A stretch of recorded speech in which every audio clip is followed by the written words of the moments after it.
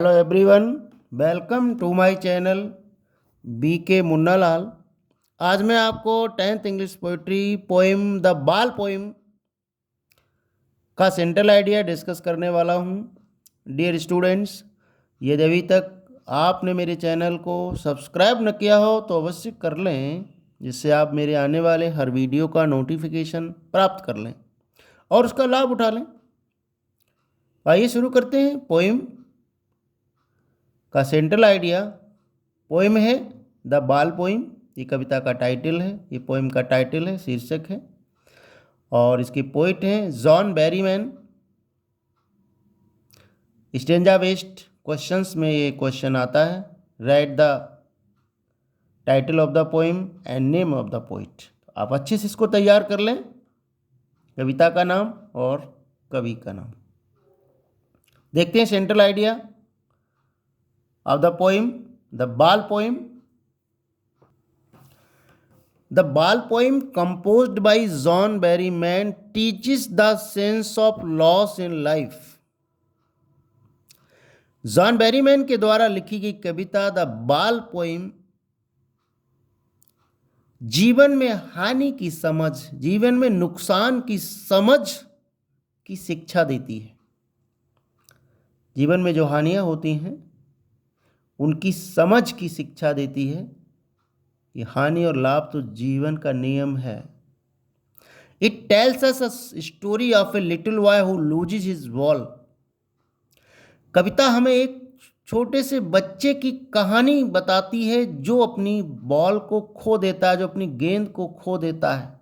एक छोटा बालक अपनी गेंद को खो देता है, उसकी कहानी हमें ये कविता बताती है। द बाल symbolizes our family and friends, and the loss of ball symbolizes their death. गेंद हमारे परिवार और हमारे मित्रों का प्रतीक है और उसका खो जाना उनकी मृत्यु का प्रतीक है। हम अपने मित्रों के साथ रहते हैं, खेलते हैं, कूदते हैं, ये बाल उसी का प्रतीक है। और गेंद का खो जाना हमारे नियर एंड डियर्स की मृत्यु का प्रतीक है। When we lose them one day we grieve. जब हम उन्हें एक दिन खो देते हैं, जब अपने मित्रों को, साथियों को, परिवार के सदस्यों को एक दिन खो देते हैं, अर्थात जब उनकी मृत्यु हो जाती है, तो हम दुखी होते हैं। And find ways and means to overcome our grief.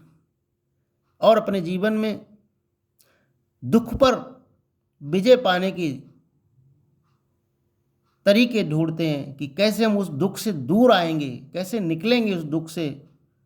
ऐसे तरीकों को खोजते हैं, उस दुख को जीतने का प्रयास करते हैं, उस दुख के जीतने के रास्ते खोजते हैं। The loss is the ultimate reality of life. हानि जीवन का वास्तविक सत्य है, अंततः सत्य है।